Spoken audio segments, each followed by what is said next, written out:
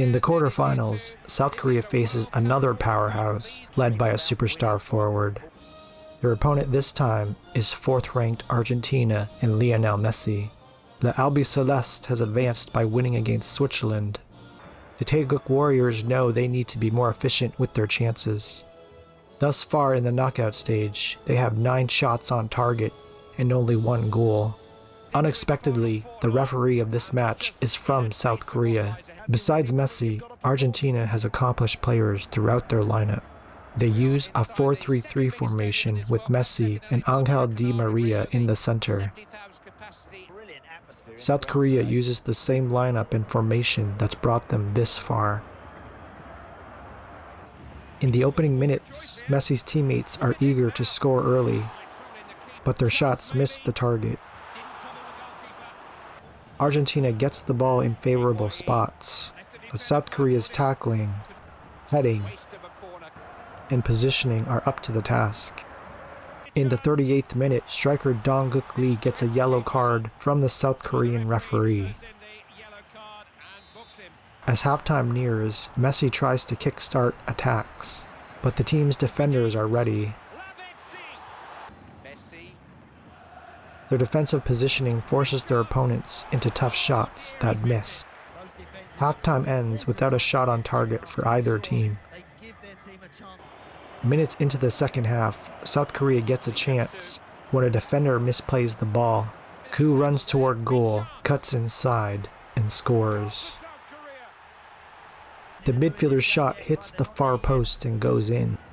He has a passing option, but he decides to poke it past the diving keeper. 10 minutes later, Messi tries to equalize from long distance. South Korea withdraws their lone striker, who has a yellow card, in favor of a taller one. Argentina looks for Messi in more dangerous spots. They find him, but Jung makes a lead-preserving dive. Several minutes later, South Korea gets careless. They give away the ball at midfield. Argentina moves along the team's right side and exploit their overcommittal to stopping crosses, which leaves the front of the goal exposed and leads to an equalizer for Argentina. The defenders are flat-footed when Augusto Fernandez slides to knock the centering pass into the open net. As extra time nears, the team tries to set up their tall reserve striker with a cross. It goes to Do Hyun Kim instead, but his volley leads to a handball. The South Korean referee points to the spot. Ezekiel Garay is the offending party. Shin Wook Kim, the sub, steps to the penalty spot, makes the keeper dive the wrong way. The towering figure restores South Korea's lead. In the final minutes, Argentina has chances to equalize again, but their crosses from corner kicks are easy for South Korea to stop. A final interception secures possession and the win. South Korea has now matched their best ever World Cup result by advancing to the semifinals. Sung Yun Ki is the man of the match, despite not scoring either of the team's goals.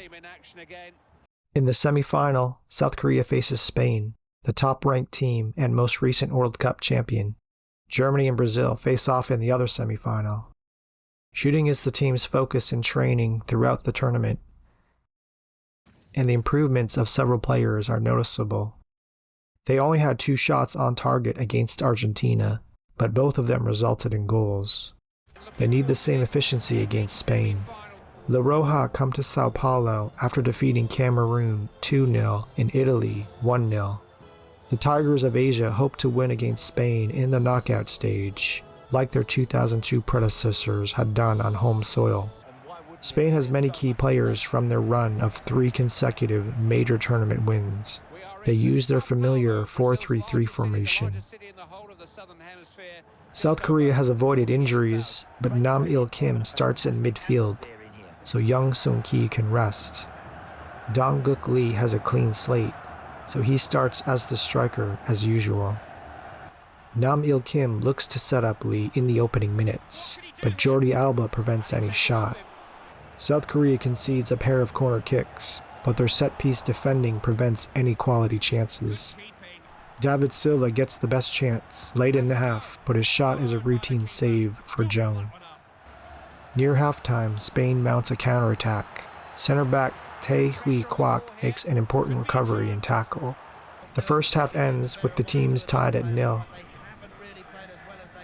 Spain favors attacking the left side of the defense. They start the second half with the long cross, but it's a bit far for their striker. South Korea gets their first chance in the 50th minute. Son cuts inside with the ball, but his shot goes far wide.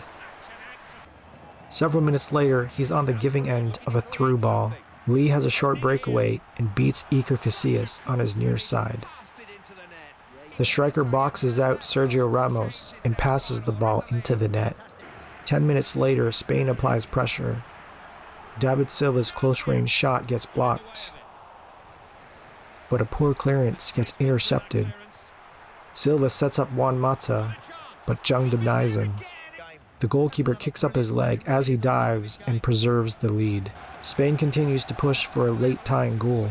Andres Iniesta takes a shot, but Jung's position and Nam Il Kim's clearance denies him.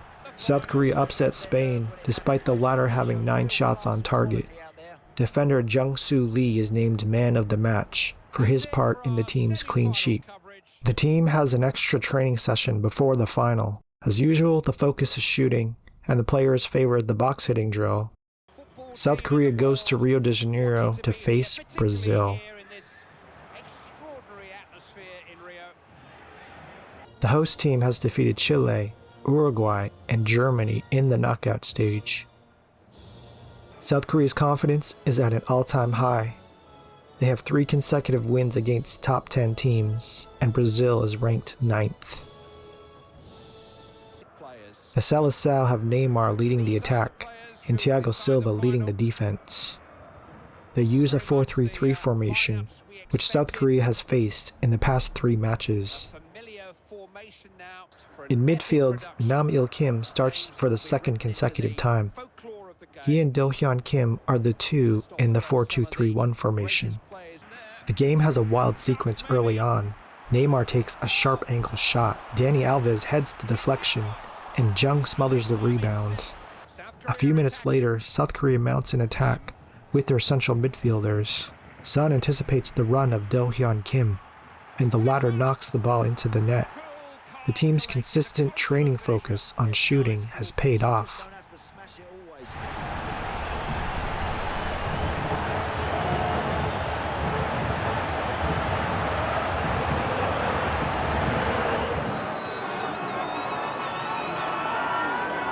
The keeper is backpedaling when the shot goes by him. Kim's extra touch puts Julio Cesar in no man's land. Several minutes later, Brazil tries a counterattack. Neymar gets a through ball on the right side. He crosses, but Jung punches the ball clear. The team gets a chance to double the lead before halftime. Son sees the run of defender Juho Park, but Park misses badly. Brazil continues to attack from the wings. They send another cross, but the defense keeps them away from goal. Halftime ends with South Korea leading 1-0. Early in the second half, Brazil gets their best chance yet. Willian is alone against Jung, but the keeper and his defender clear the danger. Minutes later, South Korea gets an even better chance. Ja Cheol-koo has a short breakaway, but his shot misses the near side. Soon afterward, the team starts a counterattack.